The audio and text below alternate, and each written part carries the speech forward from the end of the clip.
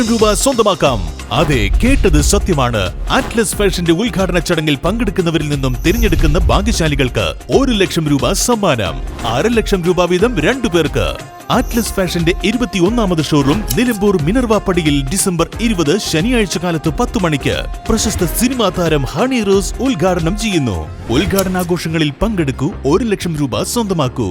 6 ലക്ഷം രൂപ വീതം 2 പേർക്ക്. അറ്റ്ലസ് ഫാഷൻ, മിനർവ പടി, നിലമ്പൂർ. ഇനി കുറഞ്ഞ വിലയിൽ കൂടുതൽ വാങ്ങാം. കപ്പലിൽ വിവിധ ജോലികൾ വാഗ്ദാനം ചെയ്ത് യുവാക്കളിൽ നിന്നും കോടിക്കണക്കിന് രൂപ തട്ടിയെടുത്ത യുവാവ് പിടിയിൽ. ആലപ്പുഴ നോർത്ത് കനാൽ വാർഡിൽ കടവിക്കൽ വിനോദ് വി ജോണാണ് നിലമ്പൂർ പോലീസിന്റെ വിദഗ്ധമായ അന്വേഷണത്തിനൊടുവിൽ പിടിയിലായത്. കഴിഞ്ഞ 10 വർഷമായി വീട്ടുകാരോടോ നാട്ടുകാരോടോ സുഹൃത്തുക്കളോടോ ബന്ധുക്കാരോടോ യാതൊരു ബന്ധവുമില്ലാതെ ഒളിവിൽ കഴിയുകയായിരുന്നു ഇയാൾ. ഇയാൾക്ക് സ്വന്തം പേരിൽ ഒരു തരത്തിലുള്ള രേഖയും കയ്യിലില്ല. പരിചയപ്പെടുന്നവരുടെ ID കാർഡ് സ്വന്തമാക്കി അതുപയോഗിച്ചാണ് മൊബൈൽ ഫോൺ വാങ്ങുന്നതും സിം കാർഡ് എടുക്കുന്നതും അക്കൗണ്ട് തുറക്കുന്നതും. തട്ടിപ്പിന് ശേഷം ആ നമ്പറും മൊബൈലും ഉപേക്ഷിക്കുകയാണ് പതിവ്. പണം തട്ടിയെടുത്തെന്ന് കഴിഞ്ഞ ജനുവരിയിൽ ലഭിച്ച പരാതിയിന്മേൽ നടത്തിയ അന്വേഷണത്തിലാണ് തട്ടിപ്പിനെ കുറിച്ച് അറിയുന്നത്. നിലമ്പൂർ പ്രദേശത്തു നിന്നുമായി 25 ലക്ഷത്തിലേറെ രൂപയുടെ തട്ടിപ്പ് നടന്നു. ഇയാൾക്കെതിരെ അടൂർ പോലീസ് സ്റ്റേഷനിൽ കേസുള്ളതായി അറിയുന്നു. ഇയാളുടെ അറസ്റ്റിനെ തുടർന്ന് കേരളത്തിന്റെ വിവിധ ഇടങ്ങളിൽ നിന്നും ഹൈദരാബാദിൽ നിന്നും ഇയാളുടെ തട്ടിപ്പിനിരയായവർ നിലമ്പൂർ പോലീസുമായി ബന്ധപ്പെടുന്നുണ്ട്. നിലമ്പൂരിൽ പ്രവർത്തിച്ചിരുന്ന മെഹർ ഹോളിഡേയ്സ് എന്ന സ്ഥാപനമാണ് തട്ടിപ്പിന് കൂട്ടുനിന്നത്. സ്ഥാപനമുടമ മെഹർബാനു ഹൈക്കോടതിയിൽ നിന്നും ജാമ്യമെടുത്ത് 1 വർഷമായി മുങ്ങിയിരിക്കുകയാണ്. 65,000 രൂപ വരെയാണ് ഒരാളിൽ നിന്നും വാങ്ങുന്നത്. ഇപ്പോൾ അത് 1 ലക്ഷമായി എന്ന് തട്ടിപ്പിനിരയായ യുവാക്കൾ പറഞ്ഞു. ഇത്തരത്തിൽ 500ഓളം പേരിൽ നിന്നും തുക വാങ്ങിയതായാണ് സൂചന. തട്ടിപ്പ് വാർത്ത പുറം ലോകം അറിഞ്ഞതിനു ശേഷവും പുതിയ ബാച്ചിനെ ജോലിക്കയച്ചതായി പറയുന്നു. കേരളത്തിനു പുറമെ കർണാടക, തെലങ്കാന, ഉത്തരേന്ത്യ എന്നിവിടങ്ങളിലും ഇയാൾ തട്ടിപ്പ് നടത്തിയിട്ടുണ്ട്. ഇയാൾ തങ്ങുന്ന ലോഡ്ജിലെ ജീവനക്കാരെയാണ് ആദ്യം തട്ടിപ്പിനിരയാക്കുക. അവരുടെ ID ഉപയോഗിച്ചാണ് പിന്നീട് തട്ടിപ്പിനിറങ്ങുക.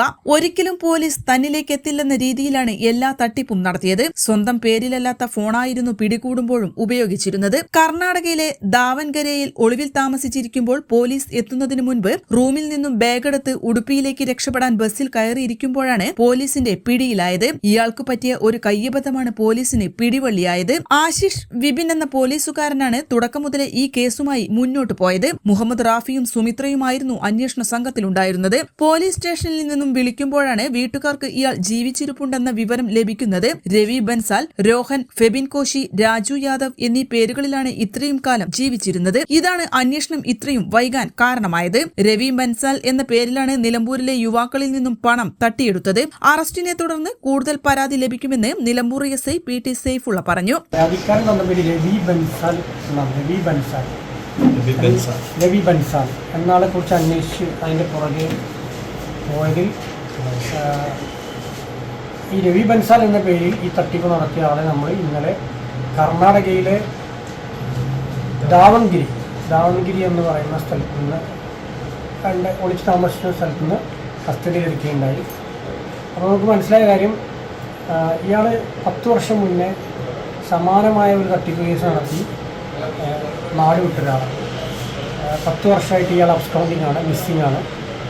ഇയാൾക്ക് സ്വന്തമായിട്ട് ആധാർ കാർഡോ അല്ലെങ്കിൽ മറ്റു രേഖകളോ ഒന്നും തന്നെ ഇല്ല. ഇയാളെ സ്ഥിരം മോഡസ് എന്ന് പറയുന്നത് ആധാർ കാർഡ്, അതുപോലെ election ID card, pan card ആരുടെയെങ്കിലും പേരിൽ ഫോർജറി വ്യാജമായി നിർമ്മിച്ച് അത് വെച്ചാണ് ഇയാൾ ഈ ഓപ്പറേഷൻ നടത്തുന്നതെന്നുള്ളതാണ്. പിന്നെ ഇയാളുടെ പേരിൽ എവിടെയും ഒരു സിം കാർഡോ ഫോൺ നമ്പറോ ഒന്നും തന്നെ ഇല്ല. ഇയാളൊരു മോഡസ് എന്ന് പറഞ്ഞാൽ ആളുകളെ പരിചയപ്പെടുന്ന ആളുകളെ സംസാരിച്ച് വീഴ്ത്താൻ ഭയങ്കര മിടുക്കനാണ്. സംസാരിച്ച് വീഴുന്ന ആളുടെ പേരിൽ അയാൾ ആദ്യം ഒരു സിം കാർഡ് എടുക്കും. അതുപോലെ തന്നെ ഈ സംസാരിച്ച് വീഴുന്ന ആളുടെ പേരിൽ മിക്കവാറും ഒരു ബാങ്ക് അക്കൗണ്ടാണ് കഴിക്കുന്നത്. ഈ ബാങ്ക് അക്കൗണ്ടും ഈ സിം കാർഡും വഴി ഇയാൾ പുതിയ ഇരകളെ കണ്ടെത്തും. അതുവഴി ഷിപ്പിൽ ജോലി നേടിക്കൊടുക്കാമെന്നും പറഞ്ഞ് കാശ് വാങ്ങി പറ്റിക്കുന്നൊരു മോഡസാണ്. പിന്നെ ഈ നമ്പറിലേക്ക് ഇതുമായി ബന്ധപ്പെട്ട ആൾക്കാർ വിളിക്കുമ്പോൾ ഇയാൾ ഈ സിം ഓഫ് ചെയ്യും, ഈ ഫോൺ കളയും. എന്നിട്ട് അയാൾ പുതിയ ആളുടെ പേരിൽ പുതിയ ഫോണും പുതിയ സിമ്മും എടുക്കും. എന്നിട്ട് വീണ്ടും ഇതേ ഓപ്പറേഷൻ ചെയ്യും. ഇങ്ങനെ കേരളത്തിൽ അങ്ങോളം ഇങ്ങോളം തട്ടിപ്പ് നടന്നിട്ടുണ്ടെന്നാണ് നമ്മൾ മനസ്സിലാക്കുന്നത്. പക്ഷേ കൃത്യമായി ഇയാളെ അക്കൗണ്ട് ചെയ്യാൻ ആർക്കും പറ്റിയിട്ടില്ല. അടൂർ പോലീസ് സ്റ്റേഷനിൽ കേസുണ്ടായിട്ട് അറിവുണ്ട്. പക്ഷേ ഇയാൾ കുറേ കാലമായിട്ട് ഉത്തരേന്ത്യയാണ് ഇയാളെ എനിക്കൊണ്ട് കേരളത്തിൽ മാത്രമല്ല ഇയാൾ സമാനമായ തട്ടിപ്പ് ഓൾ ഓവർ ഇന്ത്യ നടത്തിയിട്ടുണ്ടെന്നുള്ളതാണ് നമ്മൾ മനസ്സിലാക്കുന്നത്. കാരണം ഹൈദരാബാദ് അതേപോലെ ഡൽഹിയിൽ നിന്നൊക്കെ ഇപ്പോൾ പരാതിക്കാർ നമ്മളെ വിളിച്ചുകൊണ്ടിരിക്കുകയാണ് ഇയാൾ അറസ്റ്റ് ചെയ്തതിന് ശേഷം. കൂടാതെ ഇയാൾക്ക് മറ്റൊരു മോഡസ് കൂടി ഉണ്ട്. അതായത് ഈ ഡേറ്റിംഗ് ആപ്പുകൾ അതുപോലെ മാട്രിമോണിയൽ സൈറ്റ് ആപ്പുകളുണ്ട്. അതുവഴി സ്ത്രീകളെ പരിചയപ്പെട്ട് സ്ത്രീകളോട് വളരെ അടുപ്പം പുലർത്തി അവരുടെ സ്വർണവും പണവും വളരെ തന്ത്രപരമായിട്ട് കൈക്കലാക്കുന്ന ഒരു മോഡസും കൂടി ഉള്ള ആളാണ് ഇയാൾ. കഴിഞ്ഞ 10 വർഷമായിട്ട് ഇയാളുടെ വീട്ടുകാരുമായിട്ടോ അല്ലെങ്കിൽ ഈ നാട്ടിലുള്ള ഏതെങ്കിലും ബന്ധുക്കളോ അല്ലെങ്കിൽ കൂട്ടുകാരുമായിട്ടോ തന്നെ യാതൊരു ബന്ധവുമില്ല.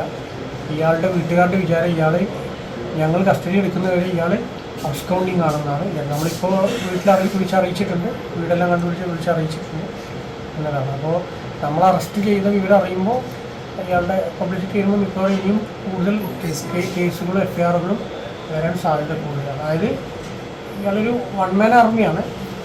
ഇയാളുടെ കൂടെ മറ്റ് സ്കീമേഴ്സൊന്നുമില്ല. ഇയാൾ തനിയെ ഓപ്പറേറ്റ് ചെയ്യുന്ന ആൾ. അത്യാവശ്യം എല്ലാ ലാംഗ്വേജും അറിയുന്ന, ഹിന്ദി ഇംഗ്ലീഷൊക്കെ കൈകാര്യം ചെയ്യുന്ന, ടെക്നോളജിക്കലിയൊക്കെ അത്യാവശ്യം ഫോർവേഡായിട്ട് ഒരാളാണ്.